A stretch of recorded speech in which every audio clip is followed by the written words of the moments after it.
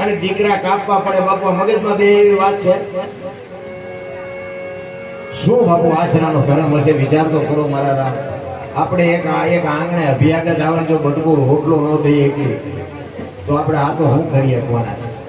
એટલા માટે જ મહાપુરુષોએ કીધું કળિયુગમાં કેવલ નામ આધાર નામ સમો વડે કોઈ નહીં જપ તપ તીર્થ નહીં યોગ નામે પાતક ઝટ છૂટીએ ને નામે નાશે રોગ એક નામ સદગુરુ મહારાજે આપ્યું હોય ને એનું પકડીને બેસી જાવ બાપુ બહુ ડફાશું મારવાની કોઈ જરૂર છે અને આ બધી આપણે જે વાતો કરીએ ને દીકરા કાપવાનું બૈરા આપવાનું એ આપણેથી પતે એવી વાત જ નથી એટલે આગળ સંતોને ખબર છે કે નમાલી ફરજા પાક છે આવું નહીં કરીએ કે આપણે આટલું હેલું કરી ગયા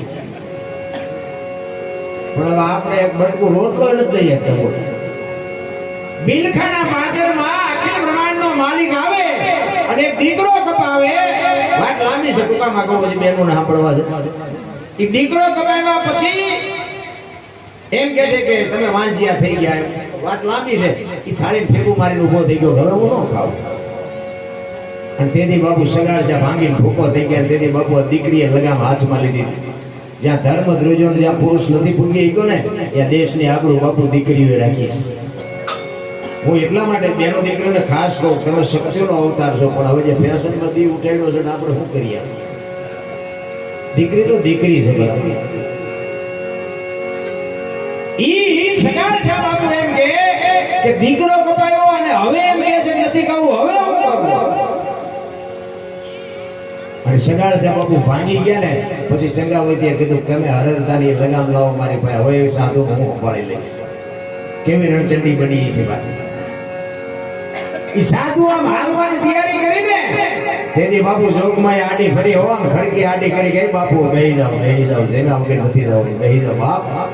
હવે તો પડમાં ઉતર્યા પછી ખેલ ભજવી લેવાનો હોય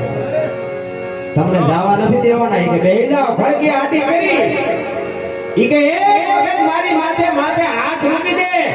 એટલે મને એમ થાય કે મારો બાપ છે પછી હું તને ખુલાસો કરું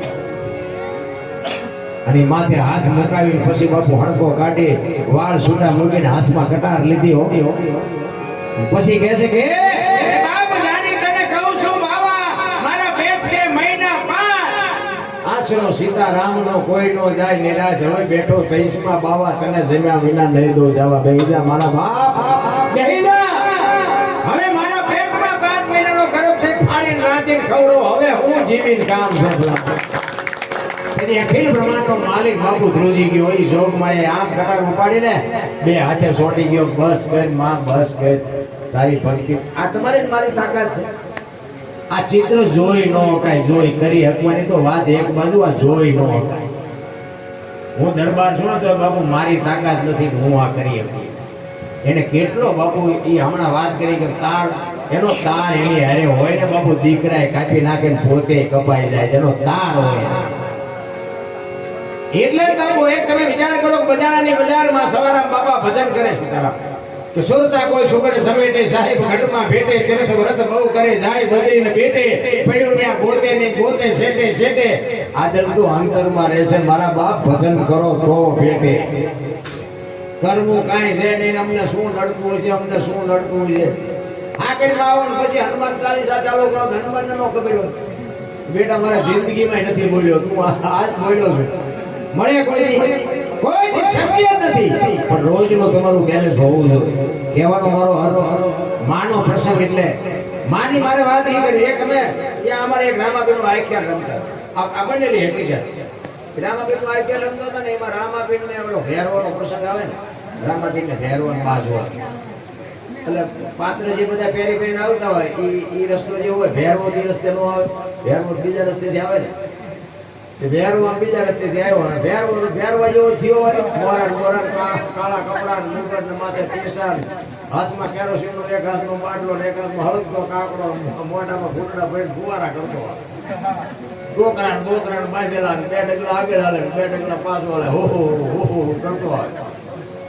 એ બીજા રસ્તે આવતો હતો ને એમાં એક ડેલી હતી ને ડેલીની બાજુમાં એક ઓટલો હતો એ ઓટલે બાબુ એક કૂતરી વ્યાણી માં શું કરે એની વાત કરે એ કૂતરી વ્યાણી છે ને એ ભેરવા નથી ખબર કૂતરી છે અને બાપુ આમ કૂતરી આમ જેમ ધનુષ ઉપર અર્જુને બાણ ચડાવ્યું હોય ને એમ બાપુ સ્થિર થઈ બેઠી દો અને એને આમ જોયું કે આ માણા નથી, આ ઢોર નથી, અને આ માર્ગે આવે છે મારા બસડાને મારી નાખજો. માની મમતાની વાત. બાપુ કોઈ પણ જાનવર હોય ને, માદા હોય ને માદા, પછી એક ટીટોડી હોય ને, ટીટોડી ખેતરમાં ઈંડા મૂક્યા ખેતી કરી હોય ખબર હોય. હાથી તમે હાકો ખેતર વચ્ચે ઈંડા હોય ને એ બાપુ બળદિયા કેવડા હોય, આમ પાખું કરીને ઊભી રહે. બળદિયા નકર પગ આવે ઈંડા ટીટોડી બધું મરી જાય ને, પણ બળદિયા ઊભા રાખી દે. બાપુ આટલી માની મમતા છે. આ મારી નજરને જોયેલી વાત. ઈ ભેરો આમ આવે છે, બે ડગલા આગળ ને બે ડગલા પાછળ, આમ ઘૂઘરાન બાંધેલા, અને બાપુ આમ તીર થઈને કૂતરી બેઠેલી હોય કે આયા. અને એને ખબર હતી કે આવડો મોટો રાક્ષસી મને મારી નાખે, પણ મારા બચડા પહેલા મને મારી નાખે તો ભલે, બાકી હું મારા બચડા પાસે પહેલા ન જવા દઉં. એ વાત ખોટી. અરે ક્યારેક તો આપણે જોઈએ તો આપણે અંદર જાનવરનો જે પ્રેમ છે ને સંતાન ઉપર, એટલો માણાને નથી. 100% જાનવરના ખોળિયામાં જીવ હોય ત્યાં સુધી બાપુ એના બચડા સુધી તમે જઈ શકો. એ વાતમાં ગાયનું બચ્ચું હોય, ભેંસનું બચ્ચું હોય, કદાચ ધણી હોય એને ધણીને કદાચ જવા દે, બાકી વાતમાં માર લે કે આપણે અહીંયા ગા ને ખડ નાખી આવી, પાણી પાઈ આવી, એ વાત પાય માર પહોરું શીવડું કાઢે. ઈ ભેરવો આવતો તો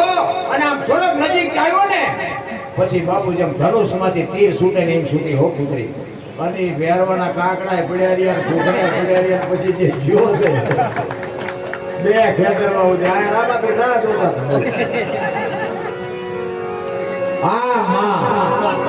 માં છે ને, એ તો માં છે ભલા. કારણ કે આપણા બચપણની આપણને ખબર નથી કે એના મોઢામાંથી કાઢીને આપણને ખવડાવ્યું છે. એ લીલે હુતી હોય ને આપણને હુકે હુડાવ્યા છે. અરે માનો બાપુ હિસાબ શું તમે નું કરી શકવાના? એક લોહીનું જો દૂધ બનાવીને તમને મને પૈના દુનિયામાં આવડા મોટા કરે. એક 2 વર્ષનું 2 મહિનાનું 3 મહિનાનું બાળક હોય ને તો એ આમ એ કરે ને ત્યાં માને ખબર પડી જાય કે મારો દીકરો ભૂખ્યો થયો. એ કરે ને તો ખબર પડી જાય કે મારા દીકરાને ઊંઘ આવે. હવે તમે એ કરે એ ખબર પડતી છે તો તમે પોપટ જેવું બોલો એ માં નહીં સમજતી. તોય અત્યારના છોકરા એમ કે તમને ખબર ન પડે, તમને એ માને કઈ નહીં થતું. અરે શું ભલામણા, ભલે ભણો ગણો વાપરો, ખાઓ પીવો, મોજ કરો, જે ભગવાન આપ્યું આનંદ કરો, પણ તમે 100 ક્યાંથી આ દુનિયામાં આવ્યા છો ક્યાંથી બાપુ એનું જો તમે ભૂલી ગયા તો પૂરું સમજી લેજો. જિંદગીમાં કોઈ દી ગાડી ન હાલે. માં સિવાય તો બાપુ ઉધાર જ નથી.